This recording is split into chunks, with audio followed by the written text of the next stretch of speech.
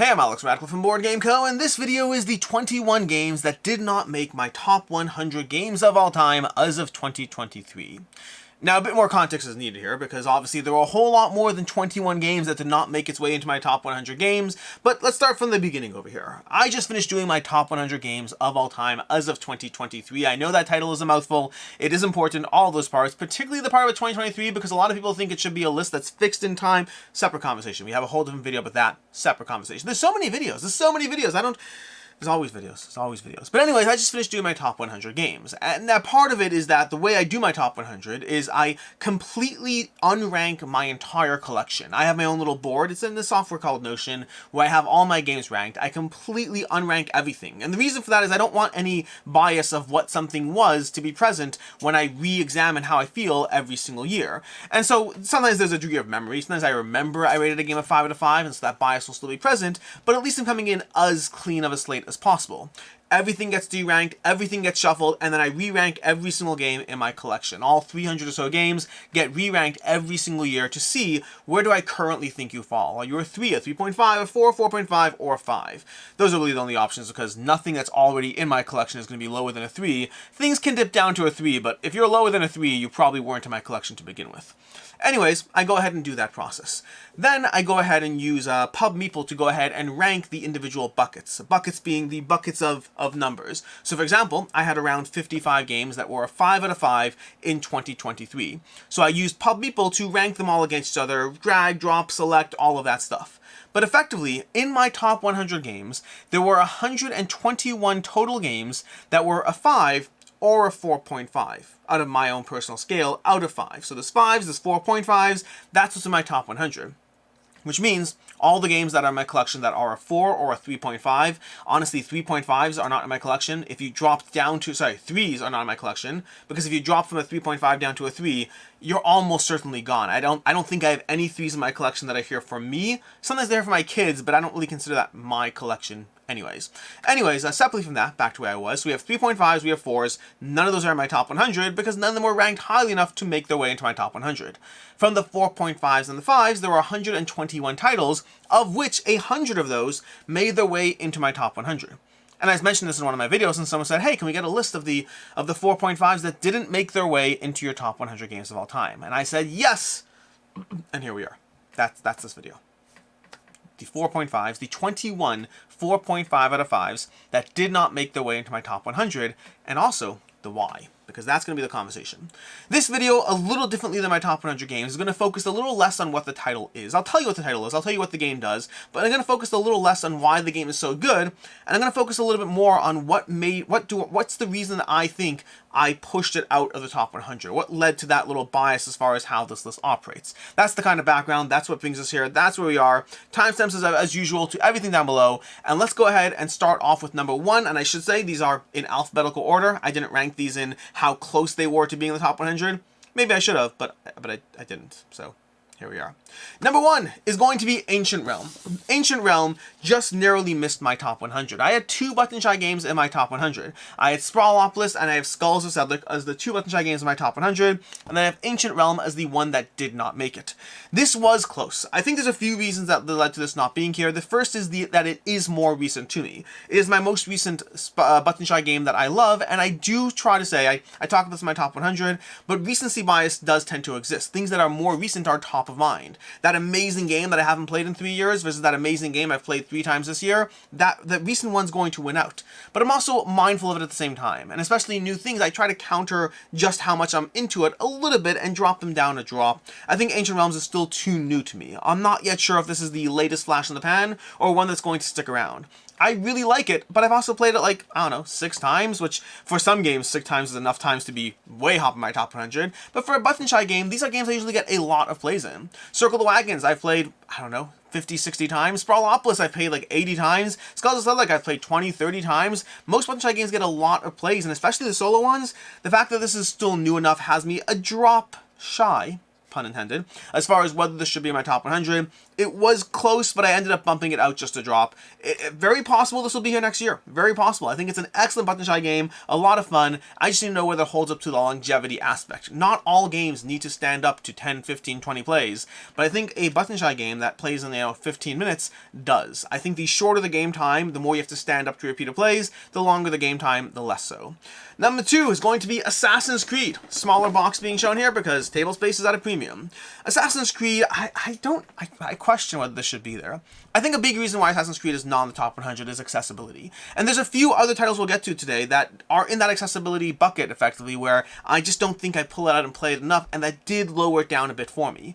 Assassin's Creed is one of the best gaming experiences I've ever had, but I kind of had it at a singular point in time for like 2 months when I first got it, and then I briefly dipped my toes back in once or twice, but I haven't fully dived back in the same way as, well, when I first got it. I think it's fantastic. There's a reason it's still in my collection, because it gives you an excellent stealth experience that really builds off of what V Commandos did well, and to me does it mostly better, although the fact that it's campaign driven makes it a little less likely to be pulled out for a one-shot. So I think for me it's ultimately the fact that I don't know when I'm going to pull it out next and dive into it, the fact that I'm kind of just relying on how much I did enjoy it for the 2-month period where I played it. I don't remember how many times I played it, but I played a whole bunch. I played a lot through those 2 months. I didn't finish the full campaign, but I got 2/3 of the way into it, had a lot of fun, put it down, and then never really picked it up the same way I dove into it. So I think that kind of pushed it down for me. This is higher in my top 100 last year. It was maybe 40, 50. It is an excellent game, but it's an excellent game that, because of the fact that I don't pull it out that often, and because I don't know when I'll pull it out that often, I both think it's incredible, but also did get pushed out a bit. Barenpark is one that I was almost surprised to see didn't make its way into my top 100. I think this is a lighter game. It's a lighter game, which is not a bad thing. I have plenty of lighter games in my top 100. Cascadia is pretty high up in my top 100. It's like number 40 or something like that, and I have other games that are lighter games in my top 100 that are fairly high up. Ultimately, Barenpark, while it's been around for a very long time, I've played this one a lot, and I like it a lot. Age is starting to become a factor here. Now, this is where it's, again, worth reminding you, it's the top 100 games of all time as of 2023. Tastes change, opinions change. The amount of time I spent with a game, it changes. It's all based on how I feel about games now. And if you're like, well, that's not 100 games of all time, well, there's a reason my lists come out every single year, and they're titled every single year. Barenpark is a strong recommendation. I have gotten a lot of plays out of this game. It's just outside the top 100, but it did. I think the ravages of time on a lighter experience have taken their toll on this one and pushed it to drop out. From there we have Canvas, which probably falls in the same category. Canvas is another game that is lighter, and I play it a lot, and I enjoy it a lot, although honestly, I kind of wish it were in my top 100. And I think that's primarily because Barenpark I've played maybe 30, 40 times, if not more, and Canvas I've played maybe 15, 20 times, so I have half as many plays of this game, and I think it is more widely accessible as far as who it can pull into gaming and who it can invest into gaming. So I think Canvas is amazing. I think it's incredible. I do think it's that lighter game combined with repeated plays, combined with time, although I will say I have the newest expansion on its way to my house as we speak. I got the shipping notification and everything, but hasn't shown up yet. I mean, by the time you watch this video, it probably has shown up, but not yet. Speaking of button shy games, we also have Circle the Wagons, which I already mentioned in this video. This one's also been bumped out, and I just don't think I play this one as much. I think I've defaulted to playing Skulls of Sedlic as my 2-player button shy, short, accessible experience, and so I think over time, Circle the Wagons, good as it is, broken wallet that it is, sleeved cards falling apart, expansions galore, this needs a rehaul over here, but ultimately, Circle the Wagons is excellent. But I think Skulls of Sedlic became my default go-to for the genre, and I think that just pushed it out just a tad over there. Then we have coming out, we have Fall of the Mountain King. This is an entirely different reason. This is an excellent game, a 4.5 out of 5, delightful experience that is...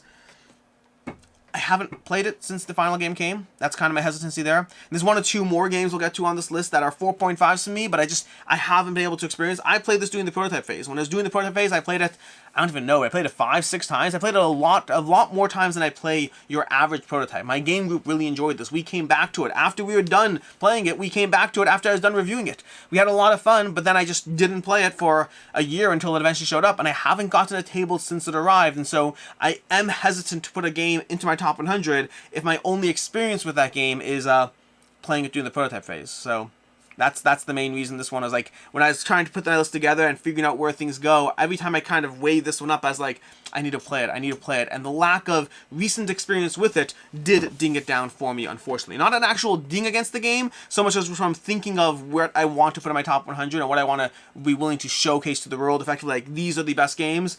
I'd rather have actually played the finished title on the table in front of you. Then we have Ghosts of Christmas, which once upon a time was one of my favorite trick-taking games. But trick-taking games, there are so many excellent ones these days. So many delightful experiences, from Cat in the Box to The Crew to who knows what. And Ghosts of Christmas, I think the competition has moved this one down a notch. I still think it's fantastic, but I do find that when it's time to pull out a trick-taking game, The Crew is more likely to the table than Ghosts of Christmas, which is why The Crew is in my top 100, and Ghosts of Christmas did not make it there. It is a great game. It's a very great game. It's a lot of fun from all play, from board game table / all play. I want to play it again because it's so intricate and clever as far as what it does, but just outside my top 100. Then we have over here, we have Golem over here. Now Golem is a tough one, and Golem is...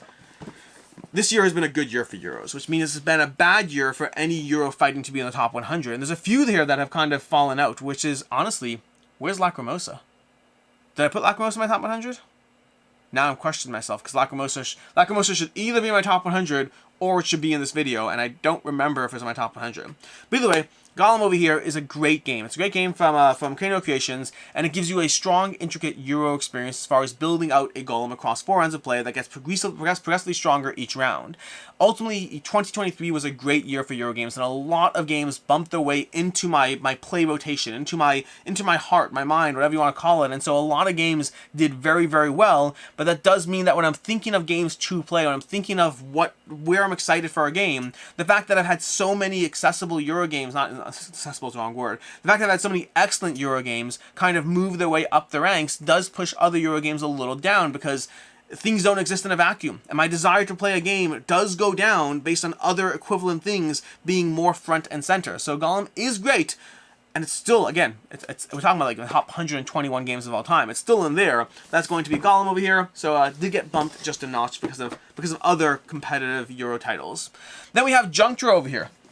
Junk Drawer is still new to me. I play this one a lot because it's so easy to table. I think the lightness of the experience combined with the newness of the experience had me a drop hesitant to put this in my top 100, so this one got filtered out a bit towards the end. It's almost the exact opposite of Barenpark and Canvas. These two have been played too much. This one is not about how much it's been played, it's about the fact that I only really discovered it very recently compared to other games, and lighter games that are recent discoveries, I'm always a bit more mindful because those can filter in any direction. This could be my top 100 next year, or could have been more of a flash in the pan where I was like, great, I played this 20 times because it plays in like 15 minutes, and it's so great, but also time to move on from it. I don't yet know. We'll find out next year. If it's here next year, then you'll know. We'll see. Anyways, that's going to be Junk Drawer. Then from there we have, on the other side of the table, we have another Euro game. In fact, there's a few Euros that have been punched out over here. We have Le Havre, which is excellent and amazing and incredible, and I don't table this one enough. Like, as in enough meaning like it's been a while since I played this game, and I think it's great. I think it's great. This is one of my first games in my collection. The first Uwe Rosenberg game that I truly fell in love with. I played Agricola, thought it was good. I played Le Havre, thought it was amazing. I think it's a Liang, amazing, but not as good as Le Havre, and slowly dove into Ora Labora, and then other games from him. He is a great designer with a lot of great games, but Le Havre is my first love from Uwe Rosenberg. Ultimately, though, it's a game that, despite being my first love from Uwe Rosenberg, has not been played in way too long, and I think that ultimately pushed it down. I just need to table it. I even read the rules this year to like hopefully play it again, but it didn't happen, so it might happen. Hopefully it happens soon, but it's not there yet. Lorenzo's a tough one as well. Lorenzo Il Magnifico, also from Cranial Creations, is another Euro game that has slowly been bumped out. This one's always been compared to Coimbra, and in most people's lists, Lorenzo does get ranked higher than Coimbra. For me, the expansion did help my opinion of Lorenzo. There's an expansion here, Leaders and... Is it called Leaders? I think it's called Leaders. Whatever the expansion is, it's called... No, La Conglia, no, Famiglia, it's all, they have the expansion listed here because of the big box, but it doesn't tell me what expansion it is.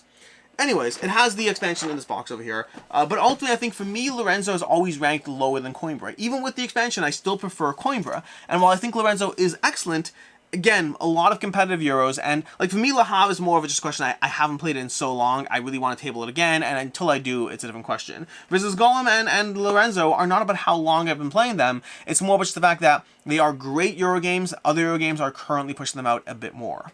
From there we have Mage Knight, which is fantastic and has been a staple of my top 100 since I've played it. I think this year was the first year it finally left. Ironically, I've played it 3 times in the past, month, and I hope to continue to dive into it more because I'm hoping to review this one finally, hopefully.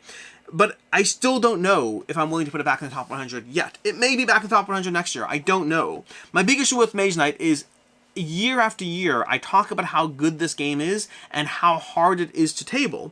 And so at a certain point, that should be reflected in the ratings. At a certain point, I shouldn't be putting as high up a game that I don't actually play because it's so hard to table. And there'll be many people who are like, no, Mage Knight's an easy game to table. Great, for those people. But this is my top 100. If I'm not playing a game because it's hard to table, in my opinion, despite how much I like it, that should reflect in the ratings. Even right now, I just played it 3 times this past month. I'll be diving into it more, and I'm not yet confident whether it then goes back on the shelf for another year and a half until I force myself to power through it, or whether it finally gets to a point where I can actually pull it out and just play it without having to reread and relearn every single interaction. Don't get me wrong, it gets faster every time. To its credit, it does get faster relearning the game every time I do, but it still feels like every single time I don't have to sign up to play Mage Knight, I have to sign up to learn Mage Knight. And is it incredible? Yes, it is, but I prefer to play my games, not learn them. Learning should be the entry cost, not the ongoing yearly maintenance fee that I have to pay to get this one tabled. Coming up next, we have Match of the Century. This is the newest one. This is very new, very, very new to my collection. I recently just discovered this one, really enjoy it. I compare it very much to Watergate. I think they give me similar vibes. I don't know which one I like more. I think Watergate, but I'm not certain. But ultimately, it's still way too new. I have a handful of plays under my belt on this one, and I only just discovered it in December of 2023. That is too new to be certain of my top 100. Could it have been there? Yes, but as I was ranking things, it did get pushed out just a drop because of that newness bias of where I'm just a drop more hesitant on newer things. Then we have Rajas of the Ganjas, which honestly, I think they should have been my top 100. I think they should have been. When I look at this one now, I'm like, I don't know what mistake I was making, but I guarantee you, I can go, I mean, even number 100, Project Elite. I think I'd put Rajas of the Ganjas ahead of that. I don't know what I was thinking. I don't know what happened. I don't know if it's a in-the-moment kind of thing. Maybe I do prefer Project Elite. I don't know. It's hard. It gets harder. You know, ranking your top 10 is a little easier. Ranking your top 100, when you get to 100 or 101, it is a bit of a question mark. The Rajas is excellent. This is a Euro game that's not as brain-burning. When I play Golem or Le Havre or Lorenzo, those are a little bit more brain-burning. This one's a bit more of a Stefan Feld range. It's satisfying enough that the combos are there, the gameplay is there, the variety of the gameplay experience is all there, but it's a little less of a brain burner, and that makes it a drop easier to table and play, which, frankly, is a good thing. I value that in a game. So, Rajas of the Ganjas, consider this the top 100 title. Which one do you want to take out? I don't know. Find anything in the top 91 to 100 that you didn't like as much, and mentally insert Rajas of the Ganjas there instead. Genuinely, I do think this one was a mistake. The rest of them I'm kind of okay with.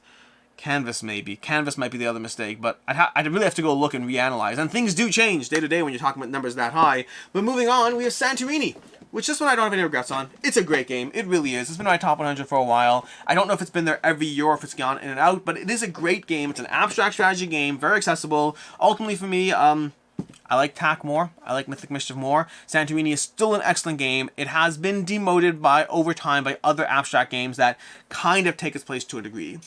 Then we're going to try to reach over here to grab, give me 1 second to try to pull this pile a drop closer. That way I don't have to do this for every single title. But then we have Skytear Horde.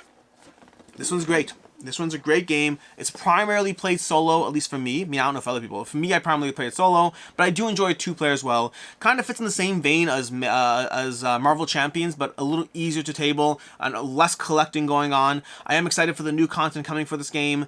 Why is it my top 100?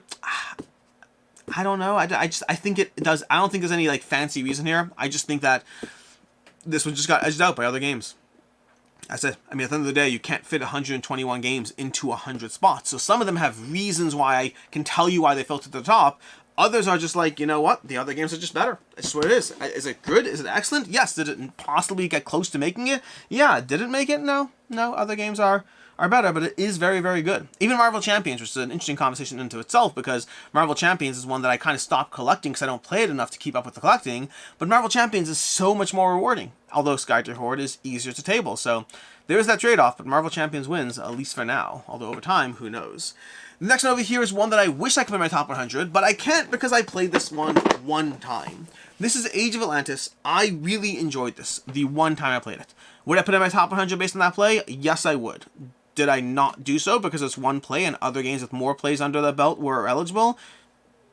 Yeah, that's the reason. That's all I got for you. It's great. I mean, it's great from the one play I played. Now, keep in mind, sometimes I play a game one time and then I play it a second time and I'm like, oh my gosh, it's just as good as I remember.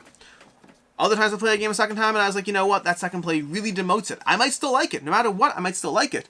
But I need to review this at some point, honestly. But at some point, I don't know. Second plays are very cementing because liking a game, it's very rare for me, by the way. It's very rare that a second play makes me like a game if I didn't like it. That's very rare. It does happen, but it's the exception. Usually if I don't like a game, I don't like a game. My opinion will not go up. It will be cemented with multiple plays. I'll give it multiple plays if I'm reviewing it, because reviews, but it will be cemented.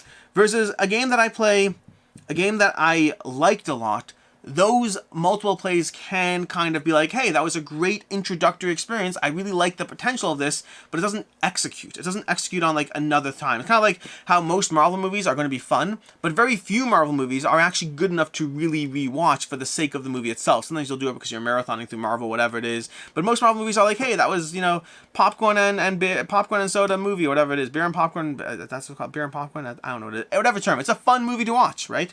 But ultimately not everything holds up to repeated exposure, and I find a lot of games, my second and third play will go down a bit. Based on playing Age of Atlantis, I don't think that will be present. A big part of which is they have a tech tree in the game that is so overwhelming that there's so many stuff I never explored my second game. I think it would take a lot of plays for me to feel like I've seen the game, and that's usually the feeling that can bring a game down for me, feeling like I've seen it. So am I optimistic about this one? Yes. Did the fact that I got only one play of it make me very hesitant?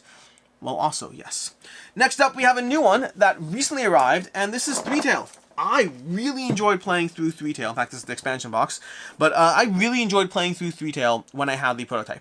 But it only just arrived, still in shrink, and I haven't played it yet. So, it's a 4.5, but I need to play it.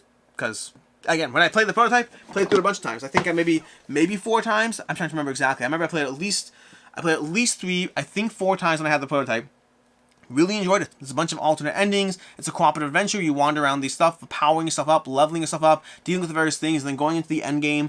There were things about the game that were not my favorite, and I'm curious to see how the final version is, but the ultimate overall experience was delightful, so I highly recommend Threetale, just not top 100 until I play the final game.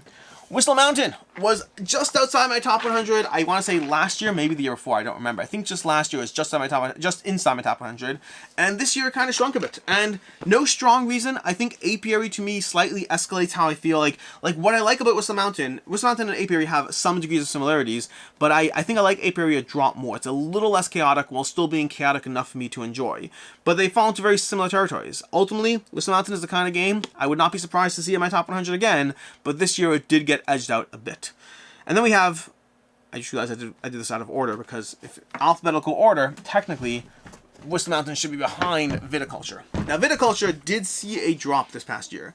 I don't remember what it was last year, but I want to say it was in the top 50, and it did drop a lot. And I don't have a good reason for that. I think I've played a lot of Viticulture in the past year. I played a lot of Viticulture this past year, and I do enjoy it a lot.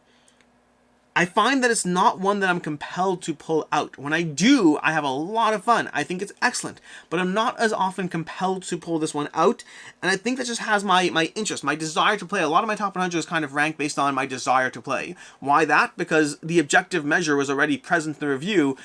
In order for this list to in any way not be a static list every single year, it is based on how excited am I for that? How much do I want to play that thing? What's the level of interest I have in that thing? And I don't have that interest in Viticulture. I think it's great. If I played this, I would have a lot of fun building up my vineyard yet again, trying to find the right combination of cards. I don't know. Maybe not. Maybe I wouldn't be as hyped on it, because I have played it recently and it was good. It's a good game. This might be drifting down to 4 territory for me. It's interesting. Stonemaier Games has been an interesting year for me, I guess, because Expeditions has been amazing, APR has been amazing, Tapestry has seen a resurgence in interest from me. I've enjoyed Tapestry a lot. It's gone really much higher for me. And I guess Viticulture is moving down, maybe? Like, my last plays of Viticulture were good. I had fun. I think I've gone through the motions of what Viticulture does every single time, that even though the cards keep it interesting, I think Viticulture might be degraded to a 4. I have to play it more. This one might go down to a 4 for me. I mean, it's still a great game, but it might drop down from a 4.5 to a 4. And then lastly, the last one on this list over here is Wizards of the Grimoire, which is excellent. It's really excellent. I don't know why it didn't make it into the top 100. Maybe just, other games. I don't have a good reason for this one, but it is an excellent game that gives you a 2-player dueling game. I still prefer Radlands. I think Radlands has, and I think a part of it, and this is a part of games in general, it also falls into Viticulture as well, is what a game looks like does factor into my desire to play. I think Viticulture looks dry as anything. Even though I know I love the game, it still looks dry as anything. Wizards of the Grimoire, I think, looks okay. I think the art itself looks fine. The card art, the graphic design, I feel like it could use a repolish. The box art doesn't pull me in. I think Wizards of the Grimoire doesn't pull me into wanting to play it. When I do play it, it's a great time. But even the mana cards are just like, looking. They're not bad, it's just not particularly good either. I think the visual aesthetic of Wizard of the Grimoire is probably something that did pull it down a bit compared to other titles that were other 4.5s that made their way in just fine. And so that's what we have over here. 21 games, the 21 4.5 out of 5s, except for Viticulture, which might be degraded, but give me time with that one, that did not make their way into my top 100 games of all time as of 2023. And until next time, I'm Alex Radcliffe from Board Game Co. I hope you enjoyed this video, and as always, I hope you have a good one.